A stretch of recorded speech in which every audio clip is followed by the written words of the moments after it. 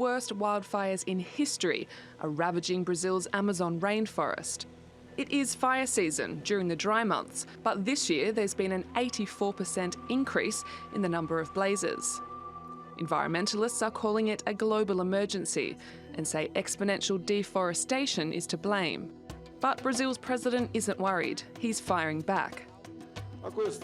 I'm under the impression that the fires could have been set by NGOs because they lost funding. Why would they do this? To cause trouble for Brazil. There's tens of thousands of fires, so big they can be seen from space. The unprecedented surge in wildfires has happened since Jair Bolsonaro took office in January. He's called for the Amazon to be more open for business, like farming and mining. A few weeks ago, Brazil's Space Research Agency said more forest has been cleared this summer than in the past 3 years combined. Bolsonaro then sacked the head of the agency. I mean, the reality is that Brazil actually did make incredible strides at reducing deforestation and fires over the last 15 years. It's really in the last 4 to 5 years that we saw an increase in deforestation and degradation, and especially in the last year where we saw a 50% increase on deforestation as compared to the previous year. NGOs have hit back at the president, saying his claim is completely unfounded. The president blaming NGOs is completely absurd. The fires are the consequence of his policy of environmental devastation and support for increasing pastures. His comments are just trying to distract people.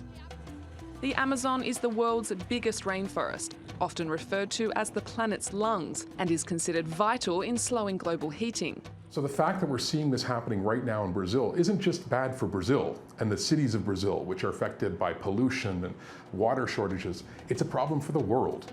Several cities this week, including Sao Paulo, have been plunged into darkness in the middle of the day, as thick smoke blanketed the skies.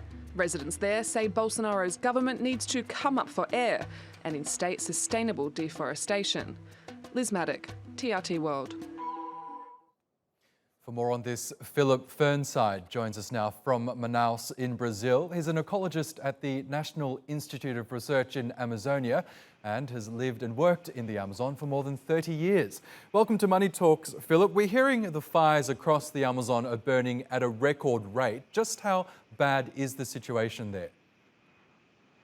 It's very bad, and it's particularly worrying because this is not a year with an extreme drought.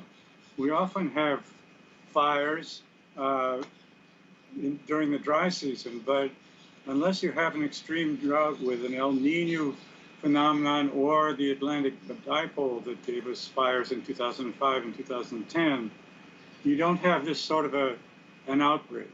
And it is at the same time as a huge jump in the rate of deforestation. And this would be explained by the current presidential administration that came into office in January this year, and now the dry season has started.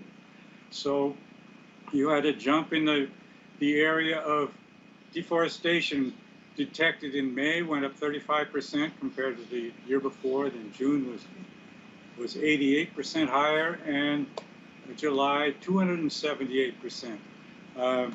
So these dry season months are what really counts.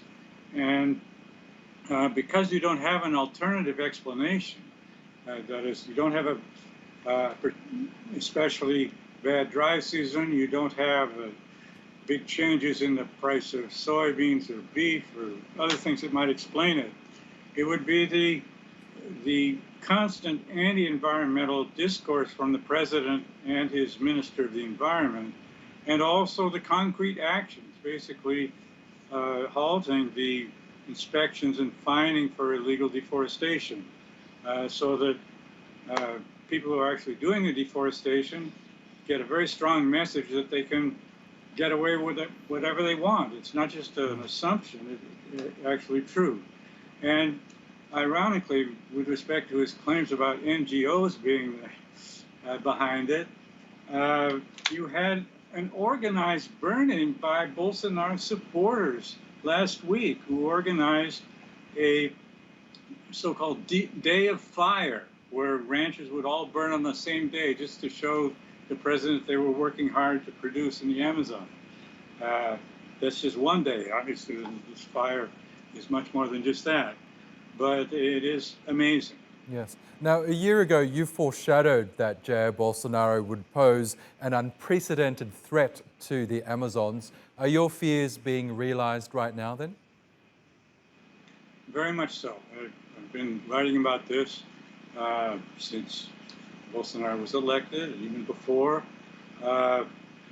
And he's done an amazing amount in terms of dismantling Brazil's environmental policies and agencies in just 7 months, undoing much of the progress in the last 30, 40 years in the environment.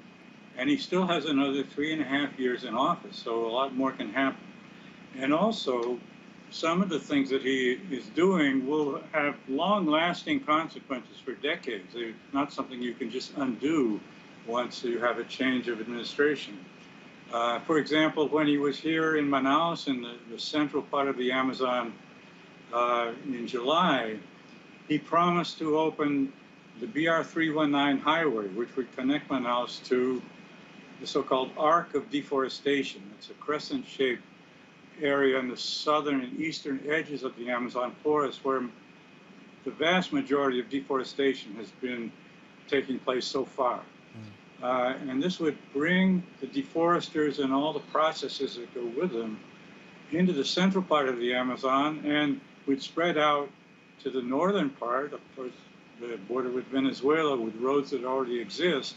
And then there are other roads that are planned that would link to this highway and open a vast block of untouched forest that's in the western part of the Brazilian Amazon.